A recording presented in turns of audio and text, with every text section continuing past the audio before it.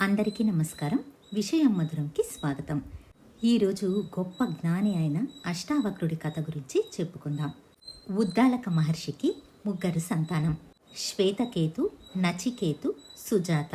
శ్వేతకేతు చురుకైన పిల్లవాడు. ఇతడు 12 సంవత్సరాల వరకు తన తండ్రి అయిన ఉద్దాలకుడి వద్దనే విద్యాభ్యాసం చేశాడు. అటుపై బయట వెళ్లి విద్యాభ్యాసం చేసి వచ్చిన శ్వేతకేతు అహంకారపూరితుడై తిరిగి వస్తాడు. అయితే ఉద్దాలక మహర్షి శ్వేతకేతును ఒక ప్రశ్న అడుగుతాడు.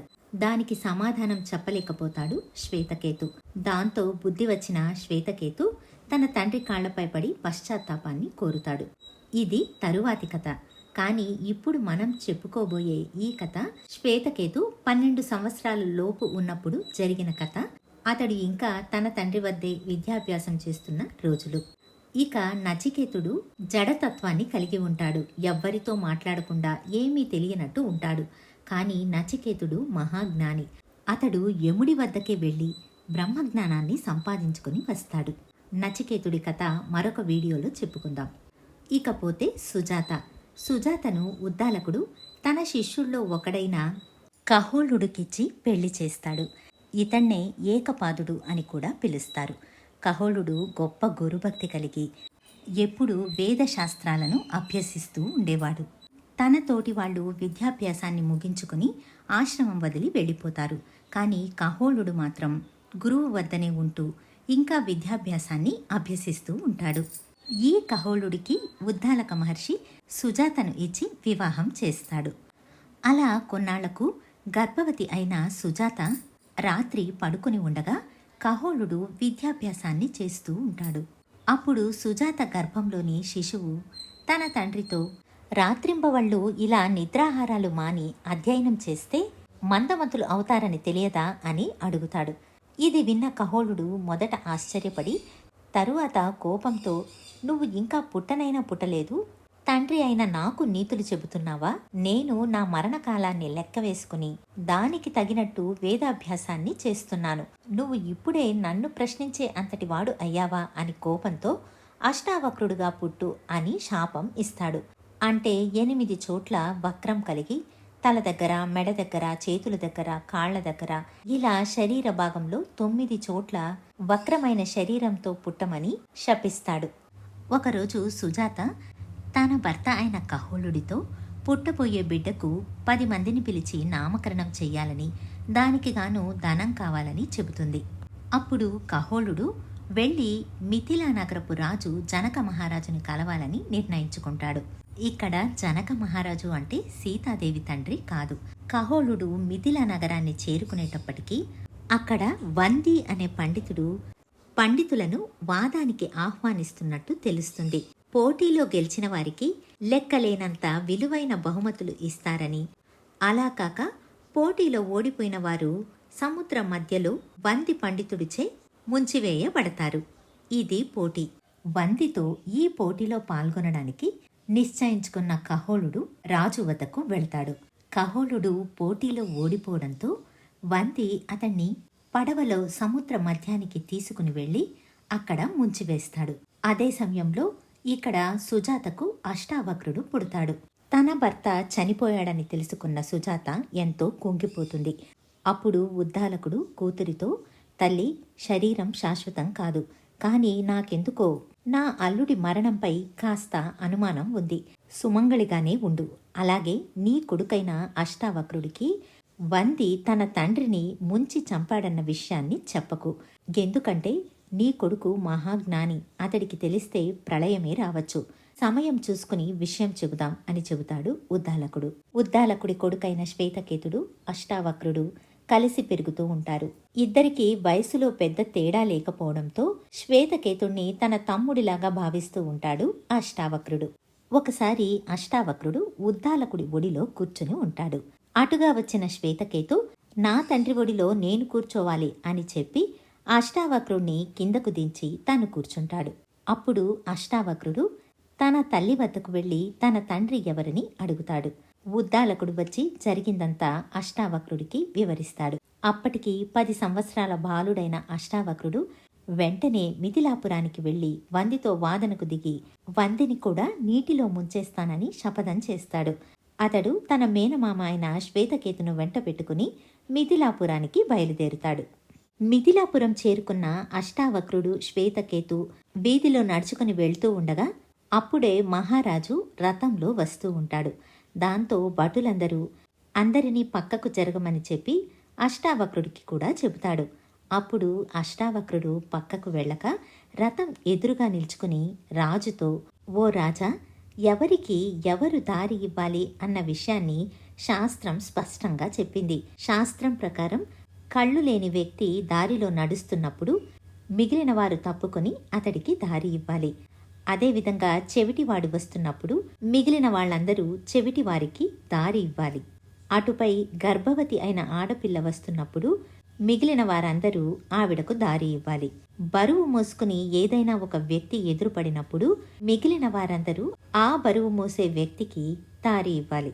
ఇక ఆ దేశపు రాజు వస్తున్నప్పుడు అందరూ తప్పుకొని రాజుకు దారి ఇవ్వాలి. అయితే రాజు బ్రాహ్మణుడు ఒకరికొకరు ఎదురుపడినప్పుడు శాస్త్ర ప్రకారం రాజు బ్రాహ్మణుడికి దారి ఇవ్వాలి. ఇక్కడ బ్రాహ్మణుడు అంటే బ్రహ్మజ్ఞాని, వేదాలనన్నిటినీ ధారణ చేసినవాడు అని అర్థం. అలాంటప్పుడు రాజు వస్తున్నప్పుడు మమ్మల్ని పక్కకు తప్పుకోమనడం భావ్యం కాదు అని చెబుతాడు. ఈ 10 ఏళ్ల వయసు గల బాలకుడు చెప్పిన ఈ శ్లోకం వేదాలలో ఉన్నదన్న సంగతి రాజుకు కూడా తెలుసు. ఎందుకంటే ఆ వంశంలోని రాజులందరూ బ్రహ్మర్షులుగా పేరు తెచ్చుకున్నవారే. ఇది విన్న రాజుకు ఆ బాలుణ్ణి చూసి ఎంతో సంతోషం వేస్తుంది. ఇంత చిన్న వయసులో ఇంత గొప్ప ప్రతిభను కనపరుస్తున్న బాలుణ్ణి చూసి 2 చేతులు నమస్కరించి తన భటులు చేసిన పని తప్పని, భటులు చేసిన ఈ అపరాధానికి తాను క్షమాపణ కోరుతున్నానని చెప్పి తన రథాన్ని పక్కకు జరపమని భటులతో చెప్పి మీరు నిరభ్యంతరంగా వెళ్ళవచ్చు అని అష్టావక్రుడికి శ్వేతకేతుకి దారి ఇస్తాడు. అలా ఆ ఇద్దరు ముందుకు సాగుతారు. ఎటో పని మీద వెళుతున్న రాజు కూడా తన రథాన్ని వెనక్కి తిప్పమని వాళ్ల వెనకే వెళుతాడు. వక్రమైన శరీరంతో ఉన్న ఈ బాలుడు సామాన్యుడు కాడని అనుకుంటాడు.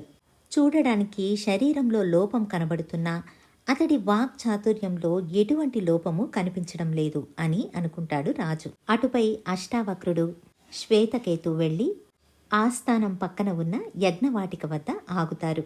వంది అక్కడే ఉన్నాడని తెలుసుకుని అతన్ని కలవాలని యజ్ఞవాటిక లోపలికి వెళ్లడానికి ప్రయత్నిస్తారు.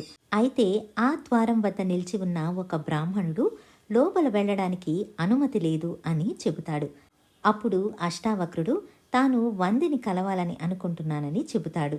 అప్పుడు అక్కడున్న ద్వారపాలకుడు, మీ వంటి చిన్న బాలులకు లోపలికి వెళ్లడానికే అనుమతి లేదంటే మహాపండితుడైన వంది వద్దకు ఎలా వెళతారు అని అడుగుతాడు.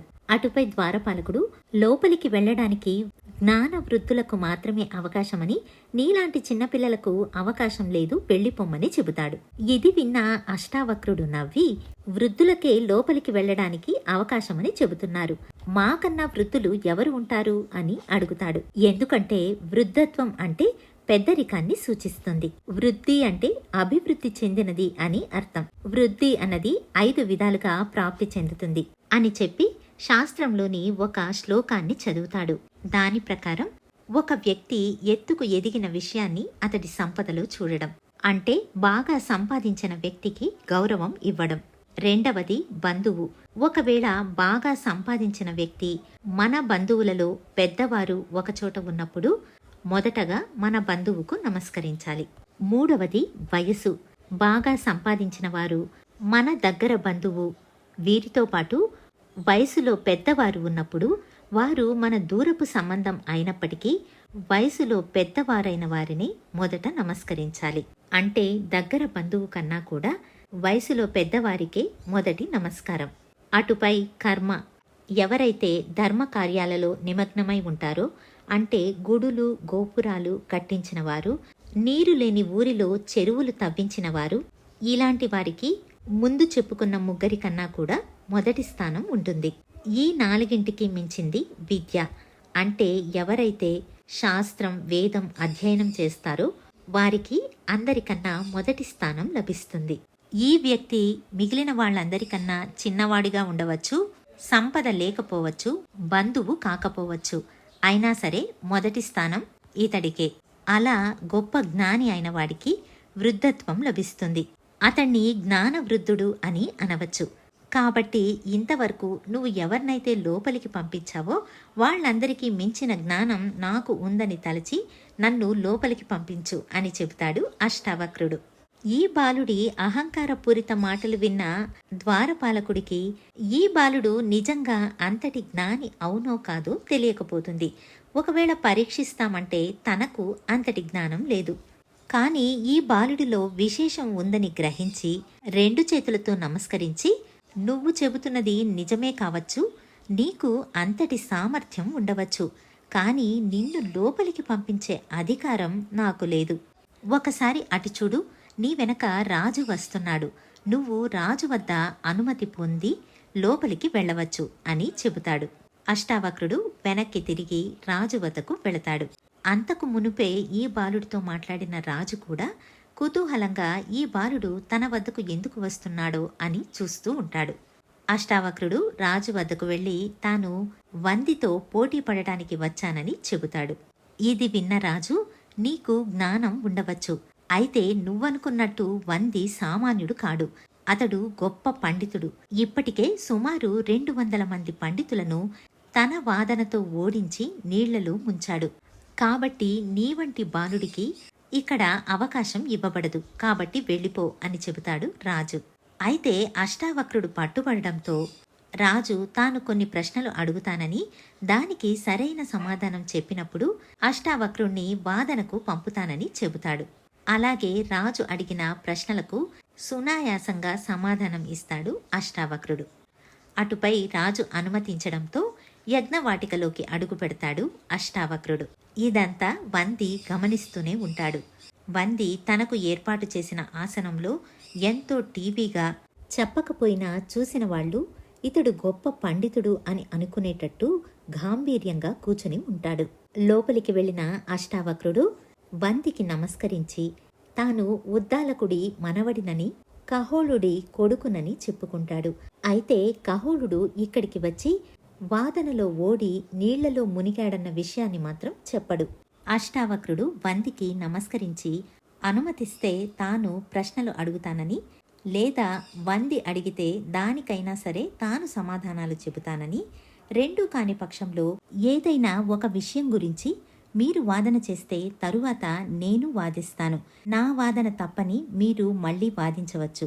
ఇది కూడా కాని పక్షంలో మీరు మొదట ఒక సంఖ్యను తీసుకుని దాని గురించి వివరిస్తే నేను తరువాతి సంఖ్య గురించి వివరిస్తాను, అటుపై మీరు ఆ తరువాత సంఖ్యను వివరించవచ్చు. ఈ వాదనకైనా నేను సిద్ధమే. ఈ పోటీలో ఎవరు ఓడారు, ఎవరు గెలిచారు అన్న విషయాన్ని ఇక్కడున్న రాజు, సభలోని ప్రజలు నిర్ణయిస్తారు. అటుపై ఎవరైతే ఓడారో వాళ్ళు సముద్రంలో పడాలి అని చెబుతాడు. వంది నవ్వి, నువ్వు చూస్తే ఇలా ఉన్నావు, నాతో పోటీ పడాలని వచ్చావు అని చెబుతాడు. అయినా సరే అష్టావక్రుడు వాదన జరగాలని దృఢంగా ఉంటాడు. ఇప్పుడు వందికి ఈ బాలుడు తనను ఓడించినా ఓడించగలడు అన్న అనుమానం కలుగుతుంది. దాంతో మొదట తానే మొదలు పెడతానని 1 సంఖ్య గురించి ప్రారంభిస్తాడు. 1 సంఖ్యకు సంబంధించిన శ్లోకాన్ని చెప్పాలి, ఛందస్సుపూర్వకంగా ఉండాలి. ఆ విషయం శాస్త్రబద్ధంగా ఉండి ఏదో ఒక శాస్త్రంలో నిరూపించబడి ఉండాలి. వాదన మొదలవుతుంది. మొదట వంది 1 అనే సంఖ్య గురించి చెబుతాడు. అటుపై అష్టావక్రుడు 2 గురించి చెబుతాడు. తరువాత వంది 3వ సంఖ్య గురించి, అష్టావక్రుడు 4వ సంఖ్య గురించి చెబుతారు. అటుపై కాసేపటికి వంది తన వివరణలో శాస్త్రంలో లేని విషయాలు చెప్పడం ప్రారంభిస్తాడు. అష్టావక్రుడు ఆపి ఇది సరికాదని చెబుతాడు. అలా వంది అష్టావక్రుడి చేతిలో ఓడిపోతాడు. సభలోని ప్రజల ఆనందానికి అంతు లేకుండా పోతుంది. 200 మంది పండితులను నీటిలో ముంచిన వందికి తగిన శాస్తి జరిగిందని అందరూ సంతోషపడతారు. సహజంగా ఏ రాజైనా సభలో ఉన్నప్పుడు ఎంతటి సంతోషం కలిగినా చప్పట్లతో సరిపెట్టుకోవాలి. కానీ అష్టావక్రుడైన బాలుడు వాదనలో నిరూపించిన వివరణ, అతడి పాండిత్యము చూసి అంతకన్నా ఎక్కువగా అతడు వందిని ఓడించడంతో అందరూ లేచి ఒకరినొకరు కౌగలించుకుని సంతోషపడసాగారు. అటుపై అష్టావక్రుడు రాజుకు నమస్కరించి ఈ వందిని ఇప్పుడే సముద్రంలో ముంచాలని, ఎంతో గొప్ప పండితుల ప్రాణాలను తీసిన ఈ వందిని నీళ్లలో ముంచి తగిన శాస్తి చెయ్యాలని వేడుకుంటాడు. అంతలో వంది లేచి నవ్వుతూ అష్టావక్రుడికి నమస్కరించి, నన్ను నీళ్లలో ముంచి ఈ అష్టావక్రుడు నాకు ఎంతో ఉపకారాన్ని చేస్తున్నాడని చెబుతాడు. నేను సంతోషంగా నీళ్లలో మునగడానికి సిద్ధంగా ఉన్నాను. అయితే మీరందరూ నన్ను ప్రేమతో పంపించాలి. ఎందుకంటే మీరందరూ నేను ఆ 200 మందిని నీళ్లలో ముంచి ప్రాణాలు తీశానని అనుకుంటున్నారు. నిజానికి నాకు మీరందరూ అంటే ఎంతో ఇష్టం. నీళ్లలో మునిగిన వారందరూ నిజానికి సామాన్యులు కారు. వాళ్ళు నడిచే వేదాల లాంటి వాళ్ళు, అంత గొప్ప పండితులు అని చెప్పి తన పై వస్త్రం తీసి కిందకు వేస్తాడు. వెంటనే అతడు ఒక దేవతామూర్తిలాగా కనిపిస్తాడు. అప్పుడు వంది, నేను వరుణదేవుడి కుమారుడను. నా పేరు వంది. నా తమ్ముడు భృగువు. నేను నా తండ్రి ఆజ్ఞతో ఇక్కడికి వచ్చాను. నా తండ్రి ఒక యాగాన్ని తలపెట్టాడు. అందుకుగాను భూలోకంలోని విద్వాంసులు కావాలని కోరుకున్నాడు. అయితే వరుణలోకానికి ఈ భూలోకంలోని విద్వాంసులు వెళ్ళడానికి సిద్ధంగా లేరు. ఎందుకంటే జనకుడి యాగం జరుగుతూ ఉంటే దీనిని వదిలి మేము ఎలా వెళ్ళగలమని ఎవ్వరూ రావడం లేదు. అందుకే నేను నా తండ్రి అయిన వరుణుడు అంటే సాగరుడిలో ముంచి అందరినీ వరుణలోకానికి పంపించాను. నిన్నటితో ఆ యాగం పూర్తయింది. ఇంకా కొద్ది క్షణాలలో జనక మహారాజు సింహాసనం వెనుక నుంచి వాళ్ళు లేచి వస్తారు అని చెబుతాడు. అలా చెప్పి ఆపిన వెంటనే ఒక్కొక్కరుగా సింహాసనం వెనుక నుంచి 200 మంది పండితులు కనకభూషితులై వచ్చి నిలుస్తారు. వెళ్లేటప్పుడు సామాన్య బ్రాహ్మణులుగా వెళ్లిన వాళ్ళు ఇప్పుడు కిరీటం, కర్ణకుండలాలతో ఇంకా ఎన్నో విలువైన ఆభరణాలతో కనకభూషితులై వస్తారు. అక్కడ మొదటి వరుసలో ఉన్న కహోళుడు తన కొడుకైన అష్టావక్రుణ్ణి చూస్తాడు. కహోళుడు ఇదే మొదటిసారి తన కొడుకును చూడడం. గర్భంలో ఉన్నప్పుడు అష్టావక్రుడు కమ్మని శపించి ఉంటాడు. అయితే ఇతడే తన కొడుకని కహోళుడు గ్రహిస్తాడు. తరువాత జనక మహారాజుకి నమస్కరించి, రాజా, తల్లిదండ్రులు పిల్లలు కావాలని కోరుకునేది ఇందుకే. తన కొడుకు తనకన్నా తెలివితేటలు కలవాడు అయి ఉండాలని ప్రతి తండ్రి కోరుకుంటాడు. నాకు అలాంటి కొడుకు పుట్టాడు. నన్ను ఒక్కడ్నే కాక ఇంతమంది తండ్రులను విడిపించాడు. ఇటువంటి గొప్ప కొడుకును నాకు భగవంతుడు ప్రసాదించాడు అని తన కొడుకును రాజు ముందు పొగుడుతాడు కహోళుడు. అటుపై కొడుకైన అష్టావక్రుణ్ణి కౌగలించుకుని ముద్దాడి తన ఆశ్రమానికి తిరిగి వస్తాడు. అక్కడ తన ఆభరణాలన్నీ తీసి భార్య సుజాతకు ఇచ్చి ఇప్పుడు అష్టావక్రుడి నామకరణం చేద్దామని చెబుతాడు. అటుపై సుజాతను అష్టావక్రుడితో పాటు పక్కనే ఉన్న నదిలో మునగమంటాడు. అలా మునిగిన వెంటనే అష్టావక్రుడు మంచి స్ఫురద్రూపి అయిన వటువుగా తిరిగి వస్తాడు. అతని శరీరంలోని వంకరలన్నీ పోయి పరిశుద్ధమైన శరీరంతో బయటికి వస్తాడు. అలా శరీరంలోని వంకరలన్నీ పోయి సమం చేసినందువల్ల ఆ నదికి సమంగా నది అన్న పేరు వచ్చింది. ఇదండి గొప్ప జ్ఞాని అయిన అష్టావక్రుడి కథ. ఈ కథను లోమశుడు వానప్రస్థంలో ధర్మరాజుకు వివరిస్తాడు.